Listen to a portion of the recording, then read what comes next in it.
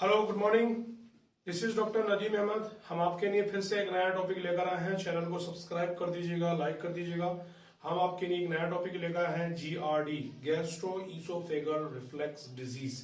हाँ, गैस बनना, तेजाबियत बहुत ज्यादा बनना, तेजाब गले में और खाने की नलकी में वापसी आना और बहुत ज्यादा इरिटेशन होना, इसको हम GRD की प्रॉब्लम बोलते हैं, गैस्ट्रोइसोफेगल रिफ्लेक्स डिजीज। एसिड का रिफ्लेक्शन होना, गले की नलकी में खाना अटकता हुआ महसूस होना, तेजाबियत बनना, बहुत ज्यादा बर्पिंग यानी ढगारे आना, इसके बारे में आज हम डिस्कस करने वाले हैं। तो चैनल पर मेरे बने रहिएगा। हेल्थ का चैनल है, आपके लिए बहुत ज्यादा बेहतरीन इंफॉर्मेशन हम कलेक्ट कर लेकर आते हैं ताकि आप लोग सेहतयाब और बेहतरीन रहें। ठीक है, तो हम बात करते हैं चैनल में कि GRD क्या होता है, गैस्ट्रोइसोफेगल रिफ्लेक्स डिजीज क्या होता है। GRD का मतलब होता है कि गैस्ट्रोइसोफेगल रिफ्लेक्स डिजीज, यानी जो आपका खाना है। सबसे पहले इसको समझने के लिए एक कॉन्सेप्ट समझना बड़ा जरूरी है। जब आप कोई भी खाना खाते हैं, चाहे वो चिकन, मटन, वेजिटेबल, कोई भी ग्रीन वेजिटेबल अगर आप खा रहा है, वो गले में आपके जाएगा। गले में दैट मीन वो सलाइवा के थ्रू, जो हमारा थूक है उसके थ्रू वो निकलेंगे हम, वो खाने की ट्यूब ईसोफेगस के अंदर जाएगा और वो रपकता हुआ आपके स्टोमक में जाता है। जब स्टोमक के अंदर एसिड होता है, स्टोमक के अंदर एसिड होते हैं और वो एसिड्स और बाइल्स दोनों मिलकर के उसको तोड़ते हैं खाने को। तोड़ने के बाद वो खाना आपके कॉलन्स में जाता है, जो आंतें होती हैं बड़ी छोटी आंत में, ज्यूजेनम, डीडेनम, इलियम, ट्रांसवर्स कॉलन। फिर उसके बाद वो उसमें से न्यूट्रिशन खाने में से तोड़ करके आंतें निकाल लेती हैं बॉडी के लिए और बाकी को फीकल मटेरियल बना करके यानी टॉयलेट बना करके एनस के थ्रू, रेक्टम के थ्रू बाहर फीकल मटेरियल बना के निकाल देती है। जब वो खाना पेट में होता है, जब एसिड बन रहा होता है, जब स्टमक में होता है खाना, तब वो खाना बहुत ज्यादा ब्रेक डाउन हो रहा होता है, टूट रहा होता है, क्योंकि बास की एसिडिटी बहुत ज्यादा बढ़ जाती है। क्योंकि एसिड कौन सा होगा, जो पीएच उसका कम हो जाएगा, बिलो द 6 कम हो जाएगा, और एल्कलाइन कब होगा, तब बहुत ज्यादा हाई हो जाएगा। तो अब मैं आपको इस चीज का बताता हूं कि जब अगर खाना रिफ्लेक्ट हमारा क्यों होता है। तो एक तो हमारी बेड पोजिशंस, अगर हमने अपने खाना खाया और खाना के बाद हमने कोई वॉकिंग नहीं किया, कोई चले फिरे नहीं, और वो तेजाब जो बन रहा है और वो हमने गलत पोजीशन में लेट गए, या हमने पेट दबा लिया, या फिर हमने ओवर ईटिंग कर ली बहुत ज्यादा, तो वो हमारा एसिड जो है वो रिफ्लेक्ट होता है या रिफ्लेक्ट होता है, और वो रिफ्लेक्ट होने के बाद हमारे खाने की नलकी में आता है। क्योंकि स्टोमक के अंदर तो एसिड है, स्टोमक के अंदर जब एसिड है तो वो स्टोमक को क्यों नहीं जला रहा है। Question is raise in your mind. Stomach के अंदर जो एक लेयर होती है उसको म्यूकस लेयर बोलते हैं, जो कि एसिड को बर्दाश्त कर सकती है। ये कुदरत का निजाम है, एसिड को बर्दाश्त कर सकती है। लेकिन खाने की नल की जो ईसोफेगस है उसके अंदर म्यूकस की वो लेयर नहीं है। वो एसिड ऊपर आता है तो ये जलती है, इसमें अल्सर हो जाता है, ईसोफेगाइटिस हो जाता है और लेरिंजाइटिस हो जाता है, गले में भी आता है, एपिग्लोटाइटिस हो जाता है। यानी these are the inflammations of the parts of upper respiratory tract, upper oesophageal tract. तो ये सारे सिस्टम्स रहते हैं। अब हम इसमें बात करते हैं कि आपको इतना गैस, तब वो गैस बनता है। आपके ये पैटर्न कौन सी चीजें हैं जो आपको ट्रिगर करती हैं। आपको ओवर ईटिंग करना, बहुत ज्यादा खाना, आप बहुत ज्यादा खाते हैं, आपको एसिड रिफ्लेक्स की प्रॉब्लम रहेगी। आपको खाना कम करना होगा। आप मिर्च मसाले बहुत ज्यादा खाते हैं, तला हुआ, चिकना और बहुत ज्यादा स्पाइसी मिर्चों का ये खाते हैं, तो आपका एसिड ज्यादा बनेगा। आप अगर स्मोकिंग करने वाले हैं तो स्मोकिंग इनगल्फमेंट करने से, स्मोकिंग इनहेल करने से बहुत ज्यादा एसिड बनता है। ये भी एक फैक्ट है, एक साइंटिफिकली रिसर्च है। तो एसिड रिफ्लेक्शंस में ये बहुत ज्यादा दिक्कत आती है अगर आप स्मोकिंग भी बहुत ज्यादा कर रहे हैं। इसके साथ साथ में आपका रूटीन 10,000 कदम चलने का, 4-5 हजार कदम चलने का रेगुलर नहीं है, आप खाया और लेट गए, खाया और लेट गए, तो अब आपका एसिड रिफ्लेक्ट होगा। एक गलत पोजीशन में लोग सोचते हैं, पेट के बल लेट जाते हैं उल्टे हाथ पर, वो एसिड वापसी उल्टा आता है खाने की नलकी में और आपकी खाने की नलकी की वाट लगाकर चला जाता है।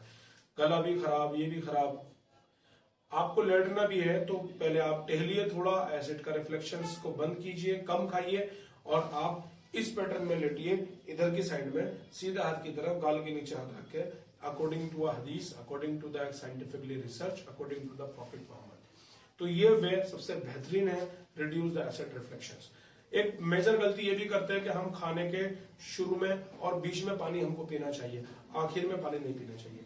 आखिर में पानी पीने से क्या होता है, अगर हम खाने के आखिर में पानी पी लेते हैं तो आपके मैदे के अंदर एक तो दिक्कत आनी शुरू हो जाती है। सबसे पहले जो तेजाब बना हुआ है वो तेजाब पतला हो जाता है और खाने के आपके इतने मोटे मोटे पीसेस ऐसे रह जाते हैं और स्टोमक आंतों को ऐसे ट्रांसफर कर देता है और आंतों में जाकर के फिर वो ऑब्स्ट्रक्शन बनने लगती है, कब्ज का इख्तियार कर लेता है। आप जोर लगाते हैं टॉयलेट करते हैं, फिर वो कब्ज बन जाता है तो वो पाइल्स की शिकायत भी वहां बनने लगती है। तो इसलिए खाने के शुरू में और बीच में थोड़ा थोड़ा पानी पीना चाहिए, आखिर के खाने में पानी नहीं पीना चाहिए, 1-2 घंटे बाद पीना चाहिए ताकि आपकी एसिड की कंसंट्रेशन ज्यादा पतली ना हो, उससे आपका खाना और डाइजेशन में आपकी दिक्कत नहीं आए। फिर नेक्स्ट हम बात करेंगे, ये तो हमारे ट्रिगरेंस हो गए जो एसिडिटी को इनको ट्रिगरेंस करते हैं। तो फिर हम इसमें डिस्कस करते हैं कि इसको हम कैसे प्रिवेंट कर सकते हैं, किस तरीके से प्रिवेंट कर सकते हैं। प्रिवेंशन में भी सिंपल है, जो चीजें बंद करने की नहीं बताई है वो ठीक है। आप हल्का खाइए, मिर्च मसाले कम खाइए, तला हुआ चिकन कम लीजिए और मैं समझता हूँ कि आप ट्रीटमेंट पे नजर रखे होंगे, ट्रीटमेंट भी मैं डिस्कस करूंगा। ट्रीटमेंट में भी मैं आपको होम्योपैथी, आयुर्वेदी और एलोपैथी ट्रीटमेंट बताऊंगा और होम रेमेडीज भी बताऊंगा। तो ये हमारी सारी चीजें हैं। अब हमको करना क्या है, ये गले में जो छाले बन जाते हैं हमारे और ये सारी चीजें हो जाती है, तो इसमें मेन हम ट्रीटमेंट क्या लें, क्या प्रॉब्लम है, इसको सॉल्ट आउट कैसे करें। तो सबसे पहले हमारे जो एलोपैथी ट्रीटमेंट में ज्यादातर हमारे H2 blocker, proton pump inhibitors और एंटासिड जैसे ये दवाइयां हैं और ये दवाइयां हमारे एसिड रिफ्लेक्शंस को कम करती हैं, एसिडिटी को कम करती है। एक हाइडल हर्निया वाली चीज भी होती है। एक हाइडल हर्निया क्या होता है, जो आपका स्टोमक है, डायफ्राम लेयर जो होती है उससे थोड़ा सा ऊपर को आ जाता है स्टोमक, खाने की नलिका के पास को, यानी पेटा ऊपर की ओर आ जाता है तो तेजाब बहुत जल्दी गले में आता है, तो ये हाइडल हर्निया भी हो जाता है पेशेंट को। और हाइडल हर्निया जब भी होता है जब आपका ओवरवेट हो, आपका बहुत ज्यादा लेजी लाइफ स्टाइल हो। तो अब मैं आपको डिस्कस कर रहा था कि ये प्रोटॉन पंप इनहिबिटर्स और H2 ब्लॉकर और ये एंटासिड, प्रोटॉन पंप इनहिबिटर्स में जितने भी हमारे रेबीमेक DSR, पेंटॉप DSR, इसोमेप्राजोल, लेंसोप्राजोल, ये जितने भी प्राजोल है बहुत ज्यादा इफेक्टिव है। इनको खाने का एक अलग तरीका है। अक्सर लोग क्या करते हैं, खाना खाने के बाद खाते हैं इनको, क्योंकि वो खाना खाने के बाद कुछ भी काम नहीं करते। समझ लीजिए आपने उसको गोबर में फेंक दिया कैप्सूल को, सिवाय इस चीज के कुछ भी नहीं है।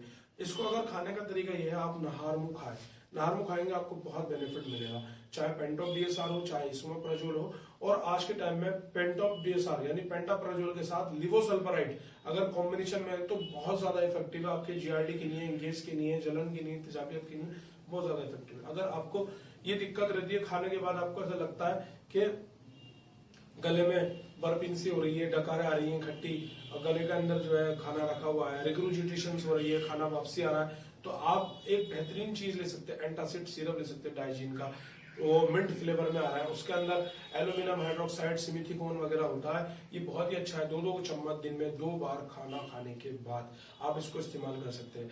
आप फेमोटाइडिन, रेनिटाइडिन, इल्टाटाइडिन ये भी यूज कर सकते हैं, ये भी बहुत अच्छा है। अब मैं बात करता हूँ आयुर्वेदिक की। आयुर्वेदिक में बहुत सारे आपके एसिड तेजाबियत बंद करने के लिए बहुत सारे फॉर्मुलेशंस आ रहे हैं, आप उनको यूज कर सकते हैं। लेकिन मैं आपको होम रेमेडीज बताऊंगा। आप अदरक का इस्तेमाल कर सकते हैं, सौंफ का इस्तेमाल कर सकते हैं, इलायची का इस्तेमाल कर सकते हैं। और आप परहेज में आप गंदे खाने, तला हुआ चिकना और ओवर मील कम करना, ओवर ज्यादा खाना आप कम कर सकते हैं। तो आई होप ये आपको बहुत बहुत बहुत फायदा देगा और आपको बहुत रिलैक्सेबल भी देगा। ये मेरा लेक्चर था छोटा सा आपकी हेल्थ के लिए, और अगर आप खाना खाने के बाद थोड़ा चलेंगे तो बहुत फायदे मिलेंगे। एग्जामिनेशन हम कैसे कर सकते हैं, एग्जामिनेशन के बारे में बात कर लूं। First of all primary examination में तो ये मालूम ही पड़ जाता है आपको जलन हो रही है, खाना वापसी आ रहा है। लेकिन आप रेडियोलॉजिकली देखें तो एंडोस्कोपी नाम का एक टेस्ट होता है, वो गले में ट्यूब डालते हैं और ट्यूब से मालूम पड़ जाता है गले में आपके कितने छाले हुए हैं, हाइडल हर्निया तो नहीं है या इसोफेगाइटिस तो नहीं है, सारी चीज तो नहीं है। बस यही है। चैनल को सब्सक्राइब कर दीजिएगा, लाइक कर दीजिएगा। Thank you so much.